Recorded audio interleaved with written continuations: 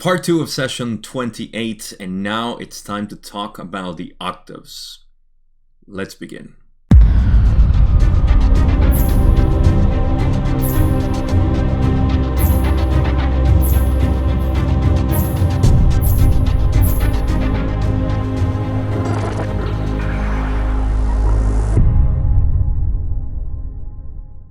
Alright, in the last video, part 1 of this session, we talked about the logos and the sub-logos, and we still have more to talk about it, but the rest of this session is going to go around the octaves and what they mean.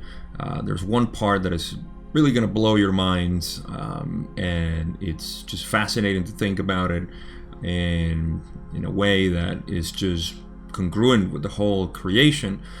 But I also want to make a notation there because people may conceive it probably in the wrong way, so I just want to give it my flavor.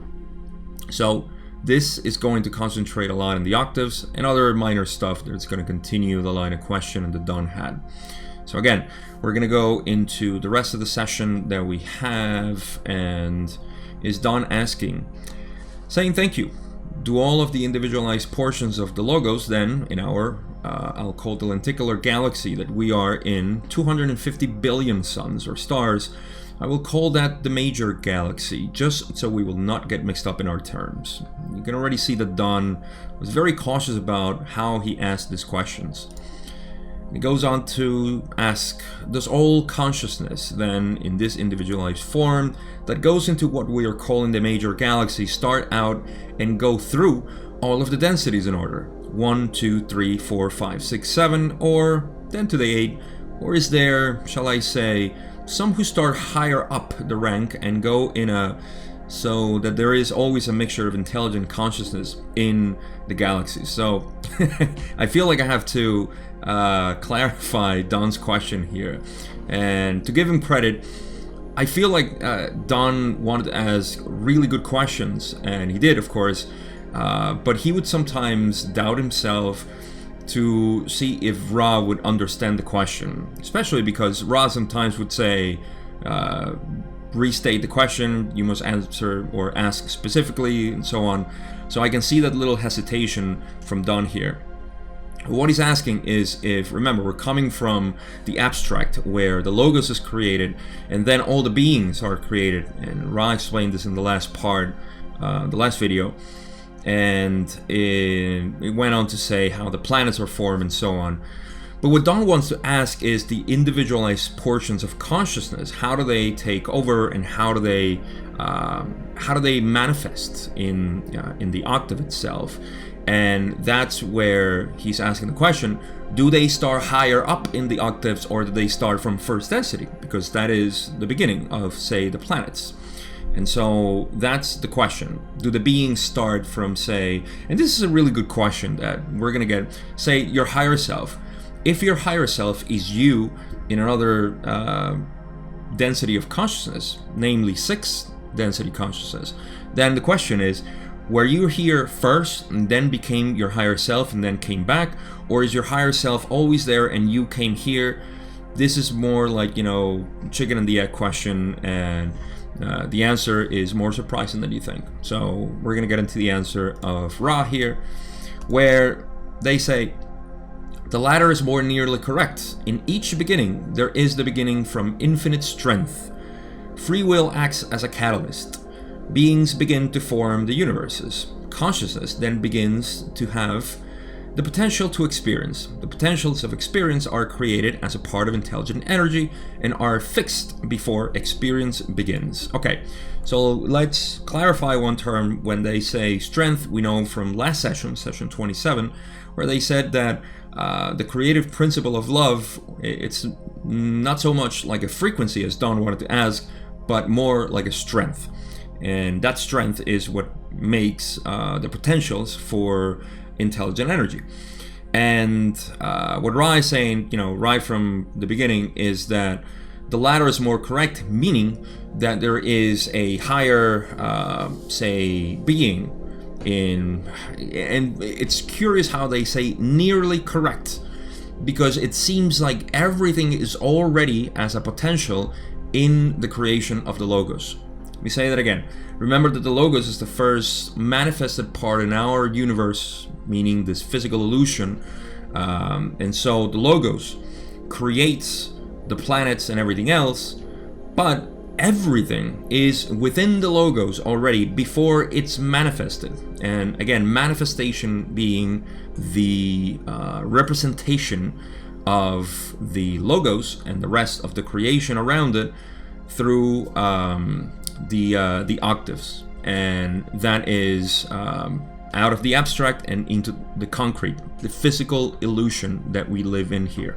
So all of that is already there, but he says, or they say, that it is the latter is more correct, meaning that there are higher entities who are sort of in I don't want to say in charge, but they are the ones overseeing everything so that they themselves can have the experience. And that is sort of like what's happening with the higher self. The higher self is there having experiences here, and that's how the higher self incarnates here to have an experience and know itself, because the higher self doesn't know itself. It just has a different view of reality or the physical illusion, but it doesn't know itself as much as if it would have an experience here. So I hope that makes sense. The higher self came first, but actually it wasn't the chicken or the egg, it was the thought of the higher self, because the thought came from the logos and the logos created the higher self. So there you have it. There's more to this answer, and we're gonna go to what Ra finishes saying. However, there is always, due to free will acting infinitely upon the creation, a great variation in initial responses to intelligent energy's potential. Thus, almost immediately, the foundations of the, shall we call it, hierarchical nature of beings begins to manifest as some portions of consciousness or awareness, learned through experience in a much more efficient manner. So I want to go back to, because I think I missed something, when they say that this is from the previous slide, beings begin to form the universes. Those are the higher beings. Consciousness then begins to have the potential to experience. That is, like I said, that's consciousness as it individualizes, then has the potential to have experience within the creation of the octave, meaning this octave here in the solar system. Let's just stay with the solar system, and then we can extrapolate to other star systems if we want in our minds. But then they say the potentials of experience are created as part of intelligent energy and are fixed before experience begins. Just like I said, the potentials, almost like the blueprint, is already there. Everything is there. The potential of me being here talking was always here, and now it's being manifested through the individualized portion of consciousness that I represent within the octave of this creation. But my free will is the one that is creating the manifestation. It's almost like the potential for you to go in and get ice cream is right there. It was created in the logos, but you doing it, and that's the question. Are you going to get some ice cream or not? Well, that depends on your free will. So that's what they mean. The potentials of experience are created as part of intelligent energy and are fixed before experience begins. So we're going to explore more of this as we go through the rest of this session. All right, so now to the new slide where they say, however, there is always, due to free will acting infinitely upon the creation, a great variation in initial responses to intelligent energy's potential. Meaning that there is, of course, because of free will, all the potential is there, but there's a great variation depending on the free will of the beings themselves. And the veil, of course, also adds another layer, but we're not going to get into that. Thus, almost immediately, the foundations of the, shall we call it, hierarchical nature of beings begins to manifest as some portions of consciousness or awareness, learned through experience in a much more efficient manner. Meaning that the hierarchical nature of beings through the octave begin to manifest as some portion of consciousness learned through the experience in more efficient manners. The evolution of the beings through the densities now they're talking about. And it depends on the efficiency of the beings themselves. So that's basically it. It's just how it's structured. See it as a circle or a cycle, and the higher self at the top in 6th density, it's kind of having the experiences in the lower densities always, and that's just how the cycle goes. But all the experiences are unique because we, with our free will and our other, like I said, the veil does create the potential of having so many experiences. So that's all through free will, just like you're having right now. Did you get the ice cream? I don't know. All right. So next question, Don says, is there any reason for some portions being much more efficient in learning? Ra says, is there any reason for some to learn more quickly than others? Look, if you wish, to the function of the will, the, shall we say, attraction of the upward spiraling line of light. I love how Ra says, like, is there any reason why some people learn faster than others? It's just how it is. And that was Don's question, you know, is there any reason why some advance more efficiently? And they say, well, you know, everybody learns at their own pace, basically. Now, the interesting part is when they say, look, if you wish, to the function of the will. There's quite a lot to unpack here, and I'll try to make it as succinct as possible. So, look at the function of the will. What is the function of the will? And they're going to give an example. Our will is what we want to do, is what we put our strength, our infinite strength into, and how we direction our lives, right? In this case, they say, shall we say, attraction to the upward spiraling line of light. So, the upward spiraling line of light is that energy, prana, that is coming through us, that life force, that is, as you can see in the board here, and I'm going to make, you can probably see it there, so let me bring it up front. Getting much better with the special effects now. So the board is now here, and you can see with my very crude depiction of a human getting that prana in red, and that is the upward spiraling line of light. Now, don't look too much at the chakras that are there because we're going to bring them back now. So back to my face. Now, that line of energy is what's coming up naturally. But with our will, we pull that prana. This is the kundalini. What you just saw is the kundalini, or at least it's a, like I said, a very crude depiction of a human with the kundalini energies coiling around it or inside it. So that pulling, like they say, the pulling, the attraction of the upward spiraling line of energy, which we call prana, is what's coming through us. And we pull it with our will depending on where we focus our consciousness. So that's why a lot of people say, oh, you know, I'm always emotional, right down here, because your will is concentrated here. Whereas if your will is right here, then you have meeting the two snakes of the, what is called, Ra calls it the North Pole, right at the crown, but it's actually the inner light.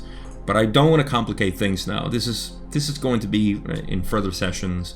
I think it's 53, 55, 57, around there, in the 50s, when we talk more about this in detail. But the point is that this is the function of the will, to pull that. And because of that, you learn quickly. Give you an example, because of, like I said, you know, somebody who is very emotional and is living here in survival mode is meeting the kundalini energy right at the bottom. So it's not lifting it, it's not bringing it up in their potential. Whereas somebody who is more at the heart level, it's meeting the two energies right at the heart level, which is supposed to be for us to be harvested here on our third density experience on planet Earth. Just a little ad there for harvest. You want to get harvest, lift them through consciousness and, you know, unconditional love, understanding, starting with yourself. But anyhow, so yeah, that's how it works. And you pull that prana through your consciousness and meet it up there.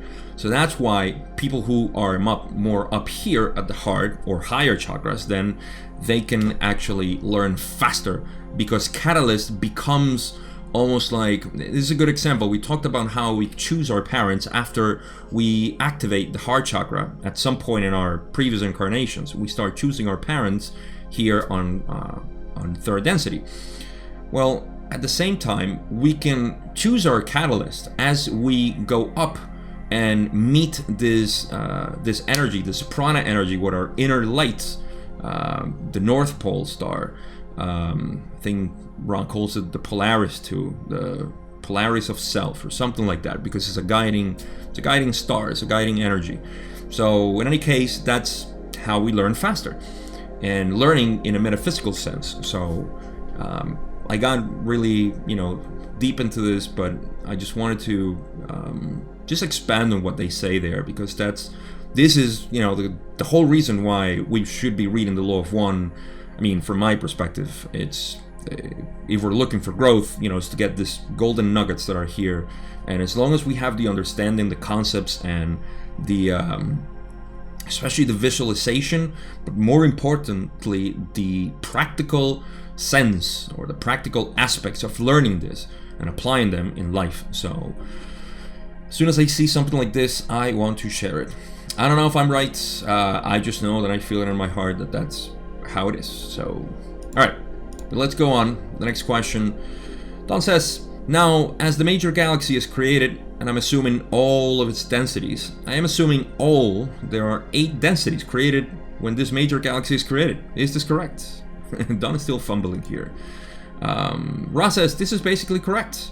However, it is well to perceive that the 8th density functions also as the beginning density or first density in its latter stages of the next octave of densities. Okay, so here's where we're going to pull the board again to the front, and you're going to see these 3 chakras, or not 3 chakras, but the 3 bundles of chakras or densities. Same thing. What Ra is saying, and look to the smallest set of chakras or densities. Imagine that we are in the yellow one, right? The first one is our universe, our octave.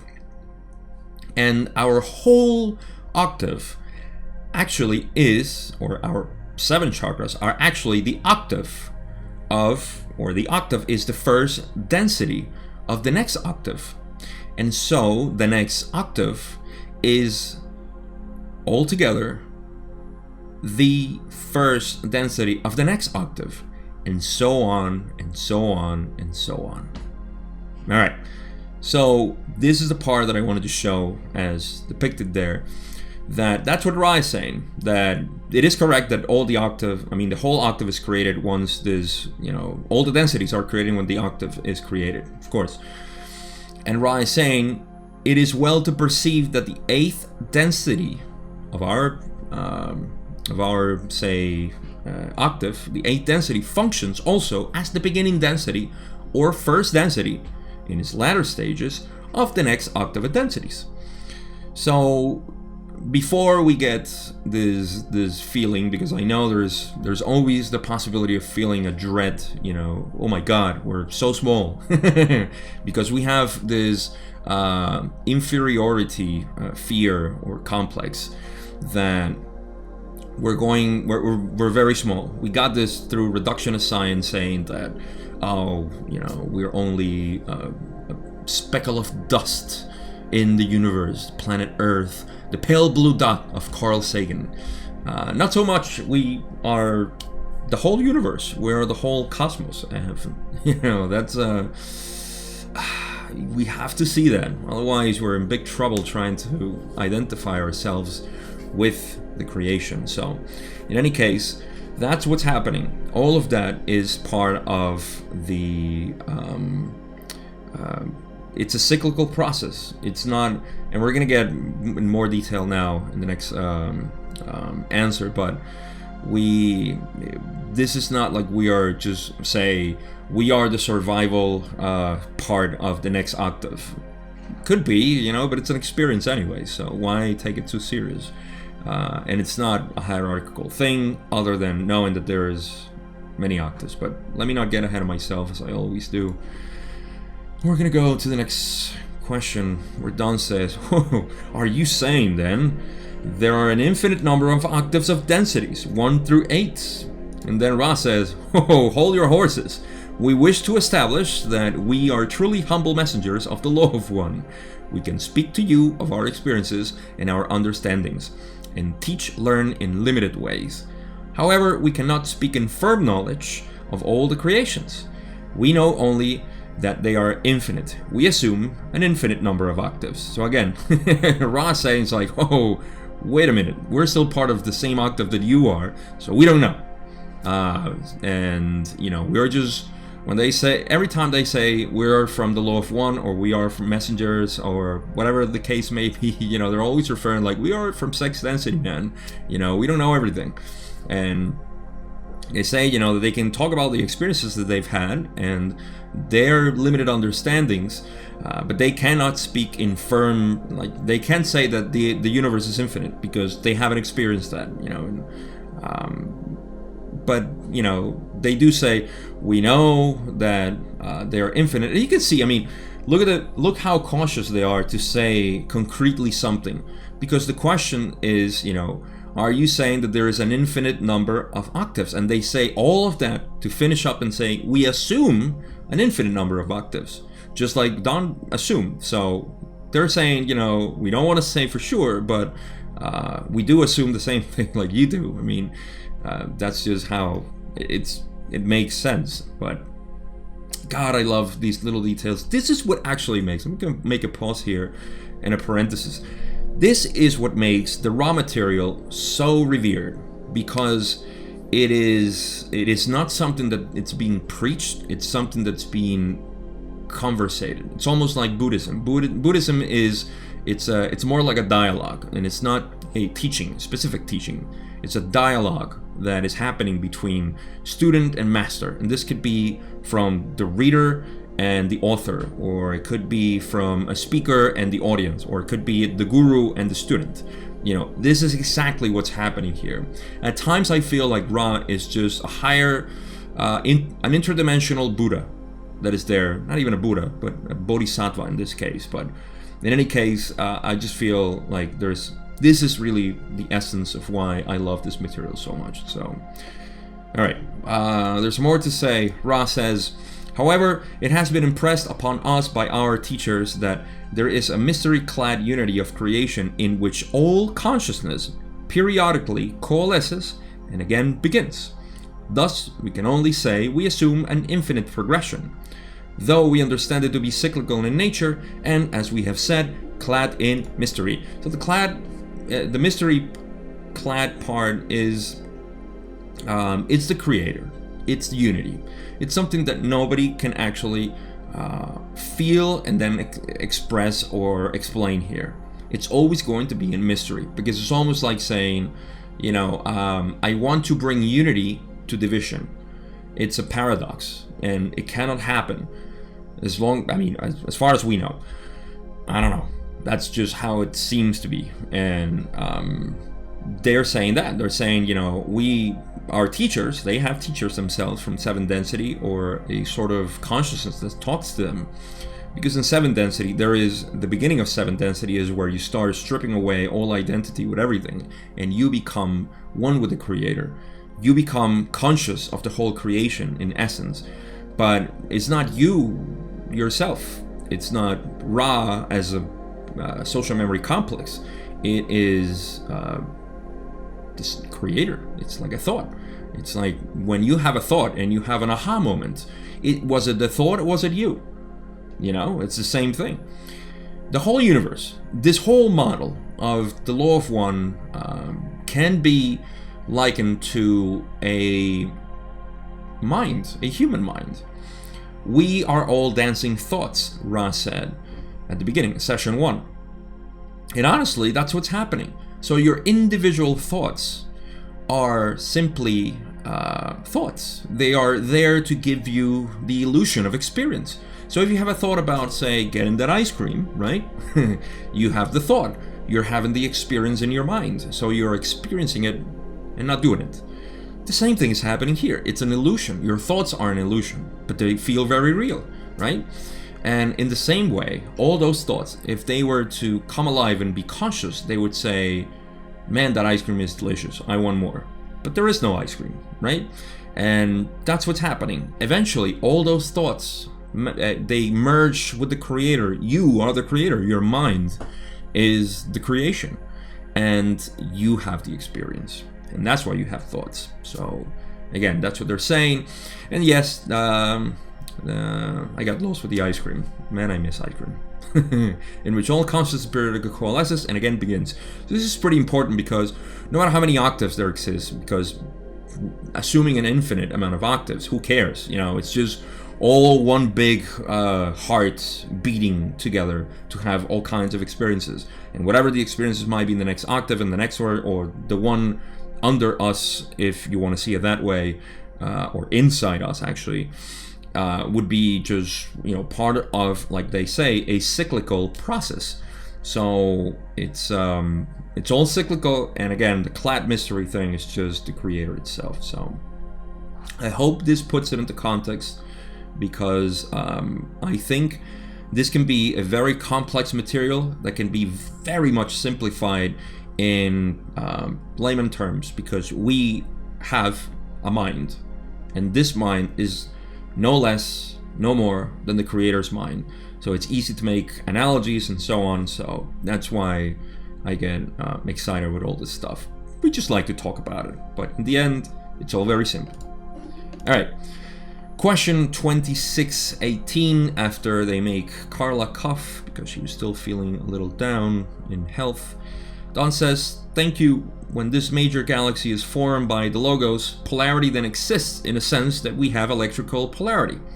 A gravitational effect that probably isn't polarity. I'll have to ask that question.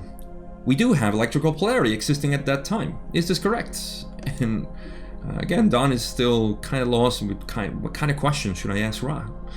And Ra says, I accept this as correct, with the stipulation that what you term electrical can be understood as not only the one Larson stipulated its meaning, but also in what you would call the metaphysical sense. So polarity here, not only in the physical or the space-time electrical that we know in this energetic third density experience, but also in the metaphysical sense, because as you know, there is also the polarity of consciousness, and that polarity of consciousness is really what we're here for. I mean, everything else is here for potentiate that polarity, to polarize. So even electrical polarity is just an experience or part of intelligent energy manifested in a way so we can have some sort of energy value.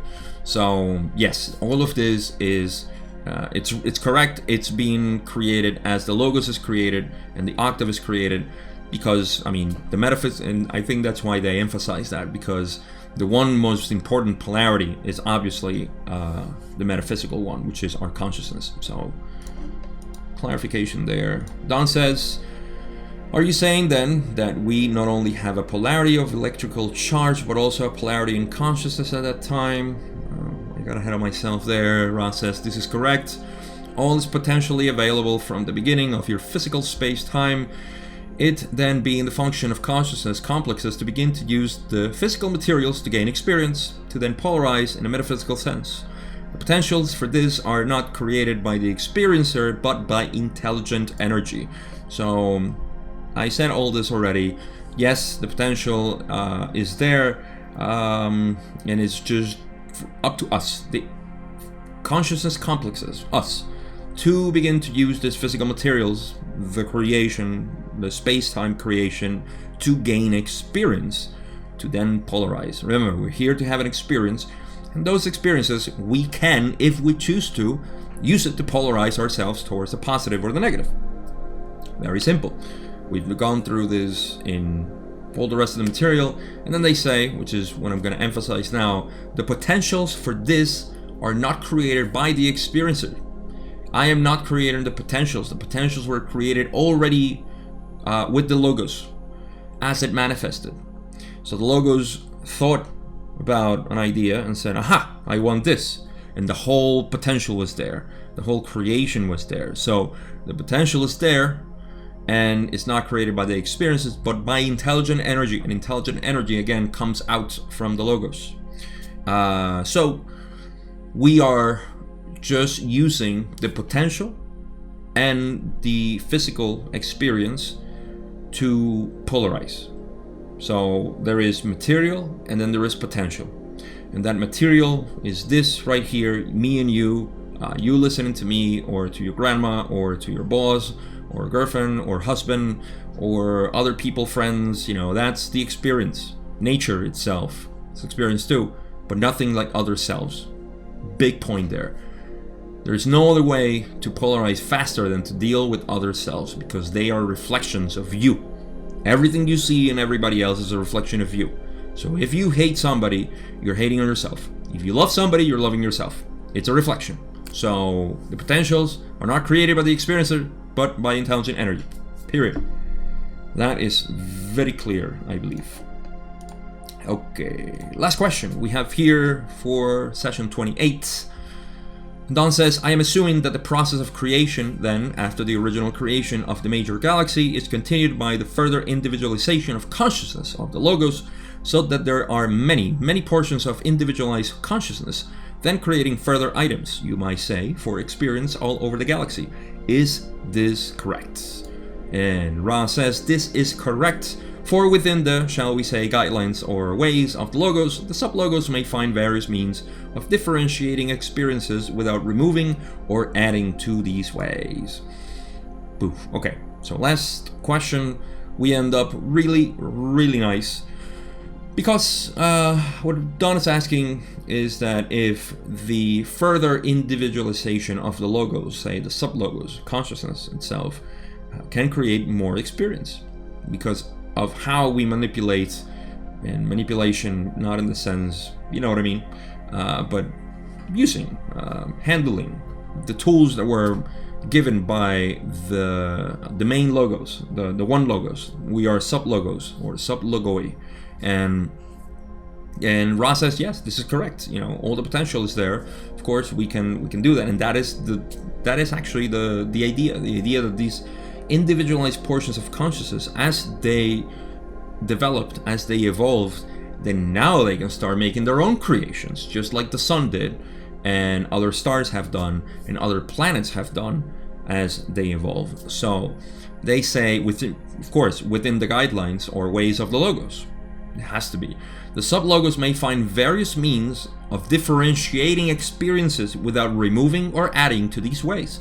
So you cannot take away from the guidelines that were given to you by yourself, actually, because you are the logos. Always important to keep that in mind. Don't let the human mind get in the way of visualizing this as a whole, and think about separateness, because the sub-logoi are the masters, the logos. The galactic logos is subduing the rest of the sub-logoi. Don't let the human mind interfere with oneness. I should probably tweet that, but I don't know who's gonna understand it. I don't know. So yeah, differentiating experiences without removing or adding to these ways. You cannot take away, nor you can add. You're only playing with the same tools, but infinite potentials, infinite possibilities. And that's how we end session 28. Conclusions. Since we talked about the creation up to the point where consciousness starts having experience, now we're in familiar territory, because we're talking about our experience here, practical things. First of all, we get a reminder that the reason why we're here, and we finally got, you know, some portion of this material being session 27 and 28, where we talk about polarizing ourselves. And this is something that we have been discussing in previous videos, because that is the whole purpose of this creation. This creation is made for us to have an experience, and we are, another great thing to take out of these last two sessions, 27 and 28, is to see the unifying principle of love as the binding agent for everything. And as we live by that creative principle, we know that the whole universe was manifested through that principle. And as we know that we come from one thought of the creator, or one creator that subdivided itself to have different logois, or logoi, it's inherent there. So those subdivisions that happen are going to create even more experience within the infinite possibilities. And those are our purposes. That's why we're here, to have an experience so we can rejoin eventually with 7th density in the next octave and bring that experience to ourselves, just like the thought of the ice cream brings the experience to yourself. And what you do with that, I don't know, mystery clad. So that's it's a good reminder. So once again, I said it before and I'll repeat it because I think it's the most important part, is to remember that we polarize ourselves with dealing with other people. And this is why perhaps right now it is so sensitive to try to deal with other people, because so many divisions and separations. If you are watching the Law of One in Greek philosophy series that I started, I highly recommend that you watch the one of Empedocles, which should be coming out soon, where Empedocles talked about this. This is 2,600 years ago, almost. And love being the binding agent and strife being the separating one. Two forces of the universe by Empedocles. This is, again, almost 2,600 years ago. He got it completely right. One of the things that he said is that separation, there is a point in the universe, which again, it's a very rudimentary model, but for us right now, back then it was way too sophisticated, and I feel like other philosophers overlooked that to a degree. But right now we know that we are at the stage of the highest possible division, at least perceivably. It's all an illusion in the end, and that's why we need to get a grip of reality in this sense, knowing that all the apparent division is a game that people are playing, and they feel it very real. Don't get me wrong. Some people have gotten into their roles in this big act, this big play. Speaking of that, Shakespeare said it, the world is a stage, and funny enough, Democritus, again, I'm getting some promotion to my series on the Law of One in Greek philosophy. Democritus said the same thing. The world's a stage. You come, you see, and you leave, you go. And some people are very much into their roles here, and they buy into the division and separation. So that is catalyst for us to even see more our unity within those that see separation with us. That to me is great. That to me is fascinating, because it shows how much you can learn right now from other people playing to be separate from you. And this, lends credence to the idea that the more we deal with other selves, it doesn't have to be personally, but mentally, the more we experience those things that makes us, cringe. Oh my God, if there's a lot to cringe right now, or if there has been any amount of cringing possibilities in the universe, I think it's now. So it's good, because that's telling you something about yourself, not about the situation itself. So, but I don't want to get this, extend this video much more into that area. Just a reminder that the more you can do that, the more you polarize, or you have the potential to polarize. Let's put it that way. So it all depends on you and how you deal with it, and never feel that you're doing something wrong or something bad. All of that, again, it's an illusion, and it's just making you inform even more about yourself. So just pay attention, Stop thinking about the thinker, because you'll start thinking about the thinker that thinks. So with that, I think it's enough. Thank you so much for watching. I really appreciate you, not the others, you watching. And if you haven't, subscribe, like, comment, because it helps spread this for other people that synchronistically need to watch this. And you are putting that little grain of sand into the YouTube arena and everywhere else, especially if you share it with somebody that may care about it. So that's all I have to say. Thank you again, and I'll see you in session 29.